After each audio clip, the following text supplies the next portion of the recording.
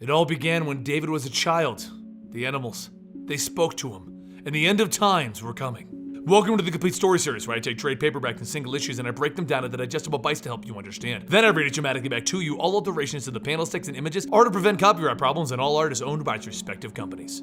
This is the Book of Death, the next big Valiant event, and it follows up on the events from The Valiant. Our story begins with our last video, The Valiant. Gilad, the Eternal Warrior, has lived since before time to protect the Geomancer, and he failed. The Geomancer died, but a Geomancer was sent from the future to defeat a great villain. The problem is, the Geomancer from the future wasn't supposed to be here, and once the old Geomancer passed, a new one was selected. Now we have two, and we should never have two. Soldiers walk into a town to see the situation, and it's there that they find all of the residents are run through with tree branches and suspended over the walkway. The Earth itself is turning on humanity. Neville Alcott and Colonel Jamie Capshaw, each heads of their own secret organization, step out because they know only one person has this power, the Geomancer. And Gilad the Immortal's job is to protect the Geomancer. Jamie feels that the Geomancer may be losing control of her powers. She is only 11 and that makes her dangerous, but Neville wants to know why Gilad would be protecting her if that's the case. Regardless, they agree that it's time to send in Unity to get answers. Auric lands with a thud in front of Gilad. Auric is a Visigoth warrior in alien battle armor known as Manowar, and Gilad is an immortal tasked with protecting the Earth. But the two of them are friends.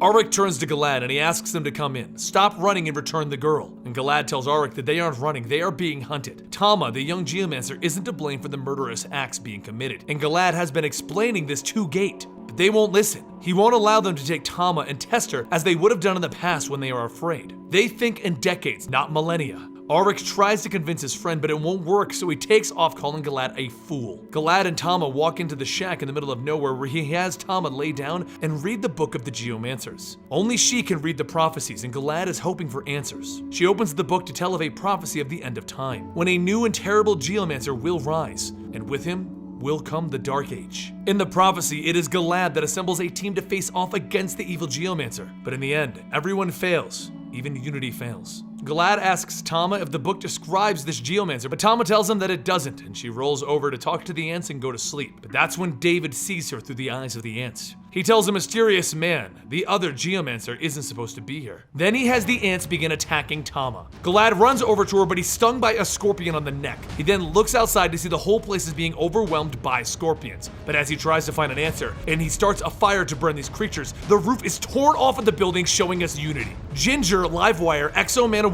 and Ninjak are here to stop this new Geomancer. They all drop the scorpions, and Gilad tells Tama to stay here while he steps outside to confront Unity. They give him one chance to turn her in and he refuses, so Ninjak throws a sigh into Gilad's shoulder. The lines are drawn, Gilad says, tearing it out of his own shoulder. Livewire tries to put a stop to this by asking Gilad how he can't see that it's the Geomancer doing this. 4 towns have been massacred. Gilad asks them how they can't see that they are being deceived. Somebody wants the new Geomancer dead. He then raises his axe. Your intentions are clear. Ninjak starts things off by running in to attack Gilad, telling the rest of the team that they'll all fall for Gilad's mines that he laid out. Ninjak then jumps into the air ready to strike, but a trapdoor opens up on the floor revealing spikes, and instead of landing on the ground, Ninjak falls into them, stabbing his leg in multiple places. Then Gilad grabs him and puts his axe to Ninjak's throat. You bastard, Ninjak mumbles. Auric goes in for the next attack, opening fire on Gilad. But Gilad dodges, throwing one of Ninjak's swords over by Auric, setting off an explosion that removes Auric from the fight. Livewire has no machines to control, so she begins taking control of Ginger against her will and begins opening fire on Gilad. Gilad then presses a button that disables Ginger, also dropping Livewire. Auric then gets up, raising his flaming sword ready to go, and Gilad blocks it with his axe and Ninjak's other sword. Auric throws him back, but Gilad gets up, telling him, "Come at me, boy." Auric furiously responds with, "I am no child." So Gilad grabs his arm with his axe and he tells him, "You are all children to me. No respect for the wisdom of the ages, the experience of 1,000 battles." He then presses a button on Ninjak's sword, turning on a vibration mode and stabbing Auric in the shoulder, pinning him. It was a mode specifically built to stop Manowar. As he walks away, he tells Auric, "It's not lethal, but ask yourself if you ever want to trust Ninjak again." He then takes Tama and he loads her up in a truck, and they leave Unity there disabled. While this is going on, David is cowering in the corner of his room, and the mysterious voice is telling him, "Find the girl! Find her now!" But David tells him he can't find her. She's too strong. Back at the battlefield, Livewire gets back up, and she gets everyone else out of there, reporting that they failed. Gilad got away with the Geomancer. While they try and decide what to do next, Gilad has Tama read from the book again to tell the prophecy. She tells how Unity would fall, leaving only Gilad left to fight, and in the end, he would lose. But he would be left to fight again and again, forever to find another battle. But as she is reading, a swarm of birds begins to attack the truck. They panic, and Tama drops the book, and as she does, the birds all leave. Gilad and Tama get out to see what they can figure out, and that's when Gilad makes the connection. It's the book. Meanwhile, David tells her mysterious voice that he lost them again, and he starts crying. He's trying to find them, but it hurts. Two hands grasp him by the scalp, and then power begins to surge through David. Master Dark commands you, the voice tells him. Unity begins to formulate a new plan, one that involves magic, because that's the only way that they're gonna find Gilad and Tama. And that night, Gilad comes up with a new plan. He wants Tama to read from the book, because he can use it to track the other Geomancer. While they are coming up with this plan, David is growing a plan to try and call out for help, and Dark isn't too happy. He begins to beat the boy, telling him to listen, or he'll never see his mother again. So David has a seat and he begins to prepare his magics again. I am the rightful Geomancer, he tells himself. This is my right! Back at Gilad's campsite, he prepares for an attack while Tama continues to prophecy. The prophecy of when Unity and Gilad are gone, the earth will be made of death. And death is. That's when animals begin to run past them, and they see a series of zombie animals with their entrails hanging out. Death is the corrupted one's domain! Gilad jumps in, opening fire with guns on the animals, telling Tama to continue reading. Don't stop! While she goes on about the world being lost, Gilad begins tearing apart the zombie animals one by one as they continue trying to get to Tama, until eventually she ends the prophecy, stating that the corrupted one will rule forevermore. Gilad takes her over to one of the dead corpses and he tells her to follow the connection back. She reads it and she traces it back to David, and that's when he sees her looking at him. Help me, please. Dark throws David aside. Weakling! You'll reveal us! It doesn't matter though, Tama knows where they are now. So Gilad and Tama load up and they head over there.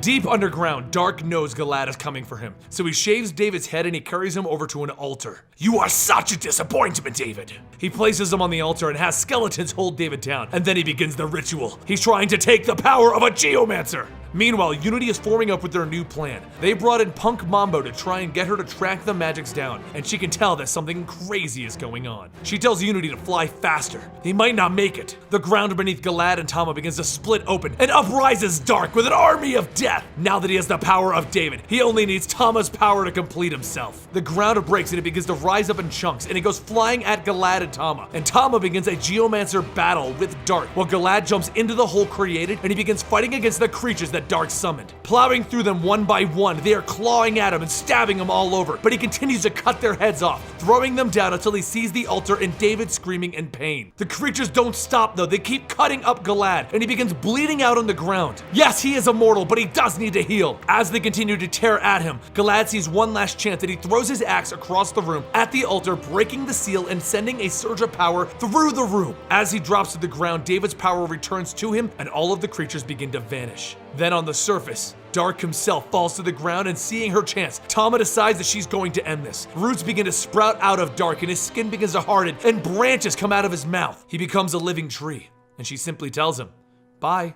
Gilad pulls himself up and he picks up David. Through the pain and the blood flowing out of him, he brings the boy back to the surface. Tama runs over panicked. Gilad, please be okay, I did such a bad thing to that man.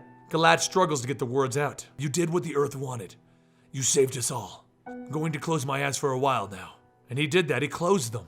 Tama told Gilad that the earth says he's okay. He can finally rest. It says thank you. Gilad rests his head on the grass, and he smiles. His journey has come to an end.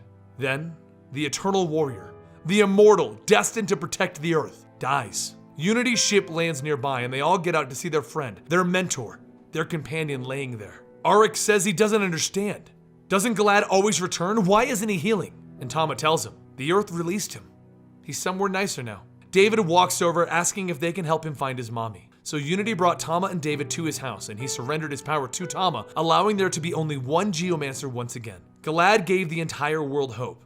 It's really too bad that he didn't get to pass on to somewhere nice finally, because his journey is far from over. The Eternal Warrior is now in Hell, and Hell will feel the wrath of the Eternal Warrior. The story continues in the comic book, The Wrath of the Eternal Warrior, right at issue number 1. So if you want to check out where this goes, make sure you check that out. If you want to follow the rest of the heroes, we've got a lot of videos explaining who Ninjak, Exo, Manowar, and the various members of the Valiant universe are. But don't worry, the universe is amazing, and we will keep going on with these videos. I hope you enjoyed, and don't forget to follow me on Twitter at Comicstorian and on Instagram at Comicstorian, and I'll see you guys next time right here.